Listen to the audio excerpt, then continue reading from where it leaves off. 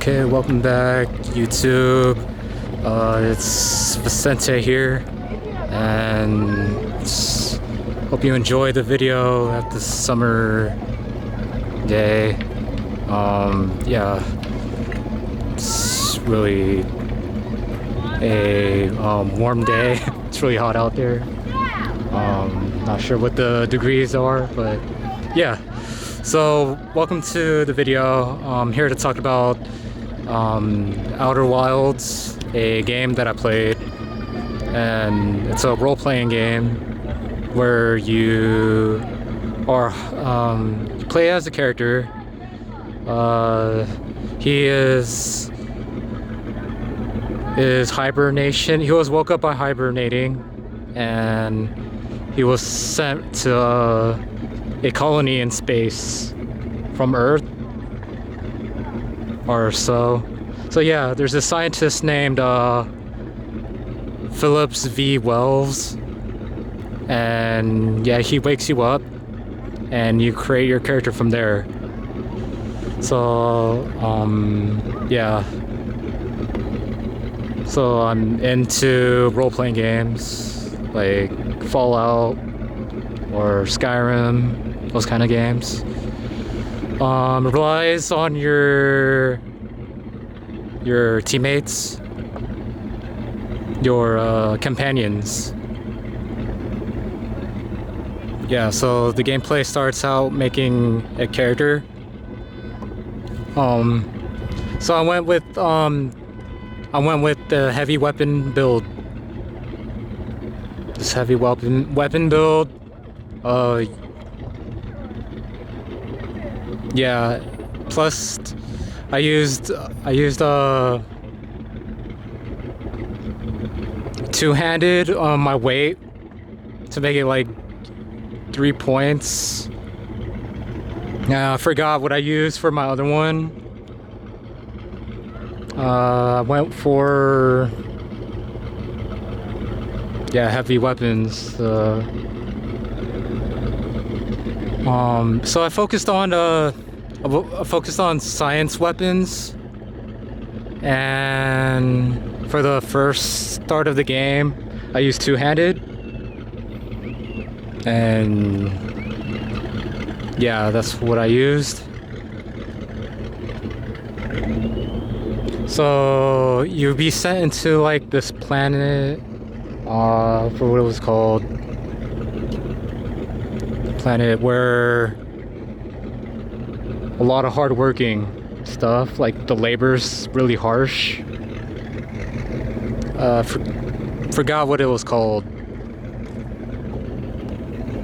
but yeah. And it was like it's called the Halcyon. The Halcyon. Yeah. Halcyon.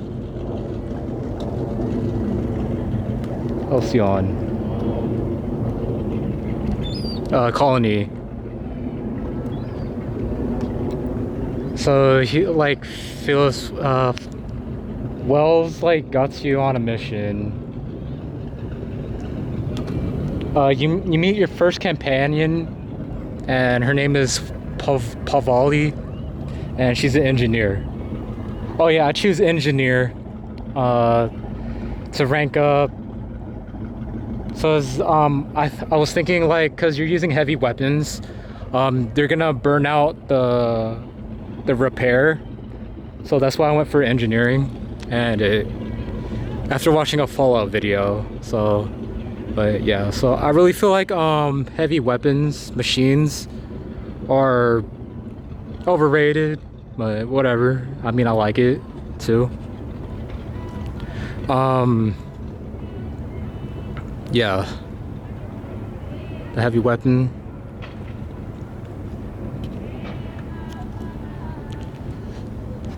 Yeah. Oh, and I used what is it called, elevator specialist. It just gives you +1. That's first, it's kind of useless. it is actually useless, but I managed to get to engineer Visosco or something, whatever. It requires you to be level 150, and I actually achieved it. But if it doesn't work, it gives you nothing because you don't have the DLC. So I was like, yeah. The way you could achieve it is using Pavali and people with the engineer enhanced armor or something like that. But yeah. But it turned out that you could, what else does it do? You could upgrade your armor really fast. So yeah, that's a plus if you're going for engineer.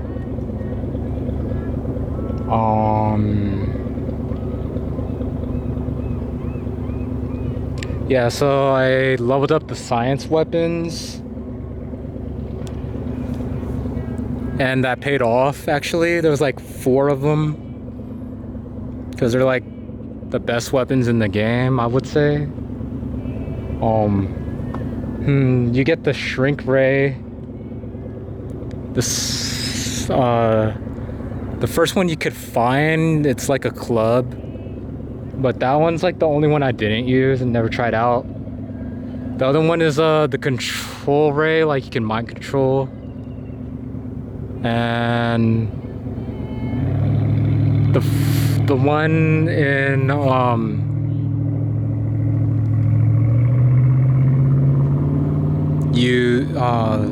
think it's called the heavy weapon science weapon. It's called I don't know, I'm gonna say the gulp gun, where you shoot it at an enemy, they like levitate in the air. It calls electric damage, but they just like levitate, they just orbit in the air and they can't do anything. And you could just switch your gun and start shooting. It's really good. And my favorite one was the two-headed hammer that does corrosion damage, and ray damage, electric damage, and physical damage, and plasma damage. It changes like each time you use a charge-up shot, so it's really good. And it has a long range so yeah. What do I remember? The quests. It was like this one quest where so there's this company called Spacer's Choice. It's not your choice, but Spacer's Choice or something. Yeah, and they like work their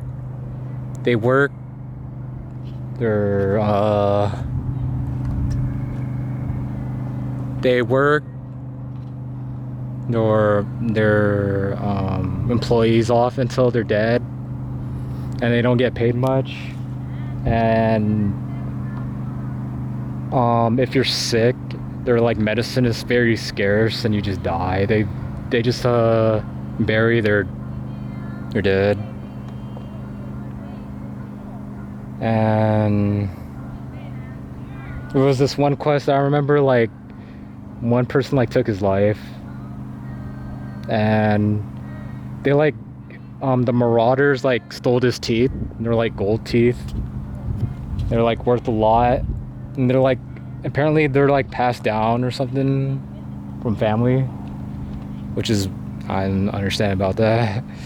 But yeah, so the Spacer Choice, who runs that place you get to on the first planet you are, they're like these people called deserters, but they're basically marauders. And yeah,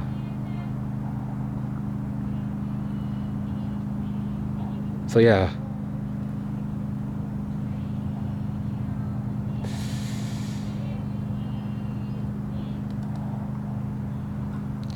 He's trying to recruit them back to work.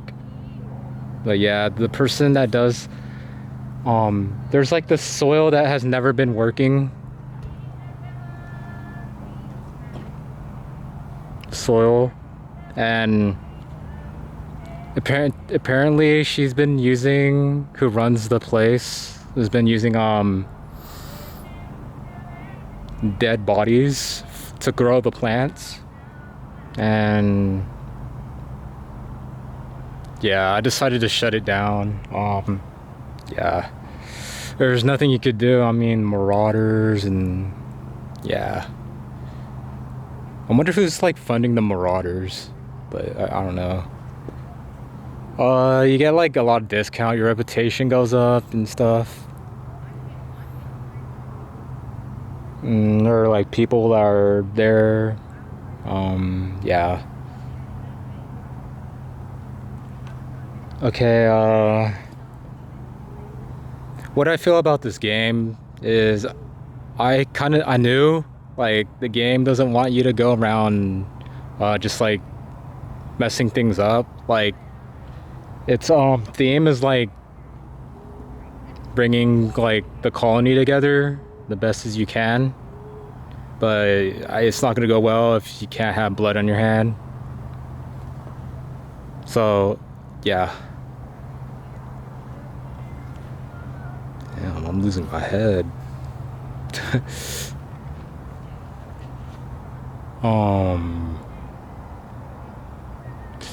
Let's say, oh, and I forgot the other the spaceship, what it was called, but Pavali has like romance with this other woman. You could actually get them on a date, and I actually did that. Forgot they like talk about. She sent Pavali a poem. Yeah, a poem.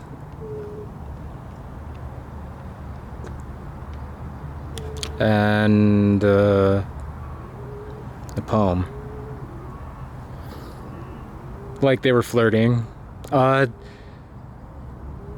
We went in our spaceship is called the Unreliable, and yeah, you could listen to their conversation. And then I wanted to see what happens if you actually exterminate her. It's like the dialogue is funny. Like I think it's funny. Like she'll be like, "How could you do that?" And then like she just disappears. It's like she's off your crew. So there's this second planet where you investigate like, okay, like every company in the game is like trying to take over the colony secretly. And the board that runs the whole entire colony, like you're like messing it up, or you either do your best to cooperate with them or not. But the only way to do that is like sneaking and hacking, and like try not to because every time you take someone out, like their reputation goes down. That when my reputation got all the way to the top, like really bad, like I couldn't complete a quest. Like at Byzantine, it's like the rich people place, and then yeah. But yeah, there's this company called Anti-Cleo, and they're like developing something to for that fights hunger or something. But yeah, there's like these things called Reptilian, and they're experimenting. And there's people trying to get the blueprints, and one of them got away with the blueprints, but you get them back by negotiation. You could have your social skills go up with people in your party. So I took an advantage of that. But yeah. Sneaking with your companions don't really it still helps, but like they're like invisible to the NPCs. How did he not see me moments? But yeah, I'm gonna wrap this up real quick. There was this one quest with what's his name? Max Vicker. Yeah, he wants to. He's like this religious guy called like the architect and or plan. And one quest, like you go into like this meditation acupuncture, and then like you're able to see like a ghost and like yeah, why I'm like he completely changed after that. And then like there's like dialogue like if this isn't real, then why could I see it? Type of thing. But yeah.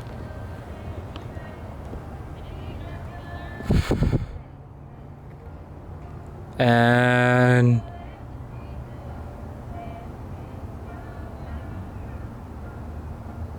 there's like a doctor, a medic, companion. There's this one person called that he's obsessed with toss ball. I forgot his name, but yeah, he's pretty cool. I like his takedown abilities. So far my favorite is I like Paul Villi's and Max's. He's like drop kicks. Paul Villi just like hammers the floor and has a shockwave or something. But yeah. You're actually undercover in the game. There's a person named what's his name? Andrew Hawkins or something. Yeah, you're supposed to steal his name and just pretend he's that guy. You're that guy. Yeah. So, the more reputation you do, good. They help you out. You're supposed to they jumpstart the people that are in hibernation, and they take it to Phoenix Wells. You actually still like the medicine from Byzantium, but doing that sacrifices the people that are already in hibernation, but I choose not to. So yeah, I did half of it so they could live, all of them, because yeah. But it turns out like the whole colony's in collapse of famine. Everyone's gonna starve. Apparently I got the ending that basically what would really happen. So yeah, sacrifices need to be made, but I didn't do that, so more people are gonna suffer. Type S word. Yeah, it's basically the whole story. I defeated the last boss. It's like another robot, like Ram. You get another companion called Sam. He's like a cleaner, like a clean, mean muscle machine thingy. Yeah, I barely use them, but you can use them as tank. Yeah, so I defeated the final boss Ram using the hammer science weapon. Oh, you could tinker it and make it like really powerful, and that's what I did. So yeah, it really benefited me using a two-handed with science weapon and having all that weight that I could carry. It's pretty good. There are times where you make the news go all out in the public of Byzantium, and yeah, that's what happens. Other than that, so I'm excited for the new game, the Outer Worlds 2, and that's pretty much it. So inspired by like a two-handed science weapon from using the trailer, but yeah, it really paid off. The game's really good. Combat, the characters are nice. The interactions and oh, and here's another one. There's the two factions in this planet called the Lonocost and Stellar Industries. So like the Halcyon spaceship crashes because it's already in brink of collapse, and you steal a module, but like the two factions are at war with each other. But I just decided to left them alone. The person who runs the Lonocost, they got like people killed, and he didn't care about them. So I was planning to give it to the Stellar Industries, and yeah. I ran into some cannibals in the house, and I like, I don't know, I didn't kill them, but I just got out of the house. It's crazy how, and I didn't use any. There's a bird over my head.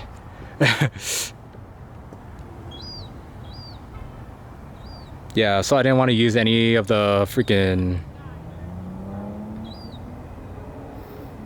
the weapons that are like really good. I just sticked with they sell at a good price.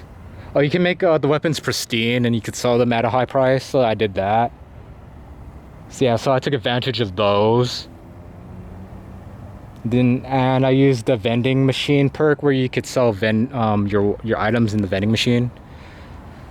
So yeah, I think the game favors a sneak build and someone that is negotiable around the enemies to get a good ending. But I got an ending where people just like, yeah, a lot of lives were lost.